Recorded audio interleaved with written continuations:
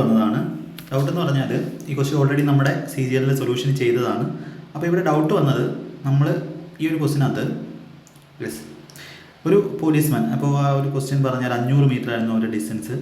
Running thief also start running at the same time. Thief is running at a speed of 15 km/h. 15 minutes for the policeman to catch the thief. Find the speed of the policeman in km/h. അപ്പോൾ നമ്മളിവിടെ ചെയ്തു 500 metre distance എന്ന് പറഞ്ഞാൽ speed into ടൈമാണ്. ഇപ്പോൾ distance എന്ന് പറഞ്ഞാൽ speed എന്ന് പറഞ്ഞാൽ എത്രയാണ്? ഇവിടെ നമുക്ക് 15 മിനിറ്റാണ് എടുത്തത്. 15 മിനിറ്റ് ടൈം ഇൻറ്റു ഇവിടെ മിനിറ്റാണ്. മിനിറ്റിന് എന്ത് ചെയ്തു? ഞാൻ സെക്കൻഡിലാക്കി. ഇത് മീറ്ററാണ്. ഇത് ഇൻറ്റു 60 ചെയ്യുമ്പോൾ സെക്കൻഡാണ്. ടൈം ഇൻറ്റു സ്പീഡാണ്. സ്പീഡ് റിലേറ്റീവ് സ്പീഡാണ്. രണ്ടുപേരും ഒരേ ഡയറക്ഷനിലായതുകൊണ്ട് പോലീസിൻ്റെ സ്പീഡ് P ആണെങ്കിൽ മറ്റവൻ്റെത് 15 ആണ്. ഓക്കെ, അപ്പോൾ ഈ P എന്ന് പറയുന്നത് ഞാനിവിടെ km/h എടുത്തിട്ടുള്ളത്. നമുക്ക് ആൻസർ km/h വേണ്ടത്. 15 ഓൾറെഡി km/h ആണ്. അപ്പോൾ ഇത് ഡിഫറൻസ് എടുക്കുമ്പോൾ ഇത് എന്തിലായിരിക്കും കിടക്കുന്നത്? km/h കിടക്കുന്നത്.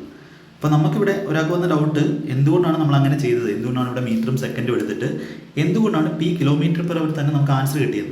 അപ്പോൾ km/h ആൻസർ കിട്ടണമെങ്കിൽ പ്രശ്നം എന്താ ഉള്ളത്?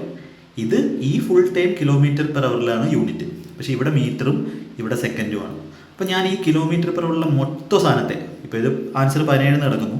17 ആണെങ്കിൽ 17 - 15 2 km/h ആണ്. അപ്പോൾ ഒരിക്കലും ഇൻറ്റു 2 കൊടുത്തു കഴിഞ്ഞാൽ നിങ്ങൾക്ക് 500 കിട്ടത്തില്ല. അതിൻ്റെ കാരണം എന്താ? ഇത് മീറ്ററും സെക്കൻഡും. അപ്പോൾ ഈ രണ്ടിനെ എന്ത് ചെയ്യണം? ഇവിടെ കിട്ടുന്ന വാല്യൂവിനെ നമ്മൾ m/s ആക്കണം. അത് മൊത്തത്തിൽ എടുത്താൽ മതി. അപ്പോൾ മൊത്തത്തിൽ രണ്ടിടത്തും km/h ഉള്ളത് കൊണ്ട് നമുക്ക് എന്ത് ചെയ്യാം? ഇവിടെ ഈ ഒരു വാല്യൂവിനെ എന്ത് ചെയ്യാം? നമുക്ക് എത്ര കൊണ്ട് മൾട്ടിപ്ലൈ ചെയ്യാം? ഈ റൈറ്റ് സൈഡിൽ km/h m/s ആക്കുന്ന 5/18 കൊണ്ട് ഗുണിക്കാം. ഇപ്പോൾ ഗുണം എന്താ? ടോട്ടൽ P - 15 എന്ന് പറയുന്ന ആ വാല്യൂ, P km/h തന്നെയാണ് ഉള്ളത്.